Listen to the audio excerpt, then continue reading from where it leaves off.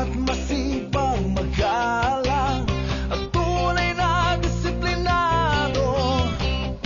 Isulong natin ugaling wagas, mabuting asal anong itaas. 10 for Pinas, 10 for Pinas. Magandang hapon po, Chairman Francis Tolentino po uli. Kasama po natin si Miss Iya Villana Arellano. Ako para po sa ito. isang episode ng 10 for Pinas. That's right, Chairman. I am back. I am here again. Good afternoon sa lahat ng mga viewers natin dito sa Net25. Sabado na naman. Yes, it's the weekend. At syempre kasama natin si Chairman Francis kung saan ang kanyang pahinga sa trabaho maghatid ng mga ideas at mga tips kung paano maging mas progressive ang ating buhay.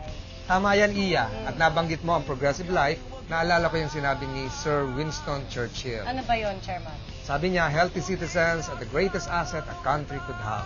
Oy! Kaya ngayon, bilang paghahanda sa tag-init, ay pag-uusapan natin ang public health o pampublikong kalusugan. Yes, health in the city. At dahil health is wealth, let's see what's in store in our show today. Mga karaniwang sakit sa panahon ng tag-init, tatalakayin natin sa Summer Health Concerns. Ligtas na pagkain pagdating sa kalsada o sa restaurant. Ang World Health Organization, ang Healthy City pagdating sa water safety supply. Sa pagbabalik ng 10 for Pinas.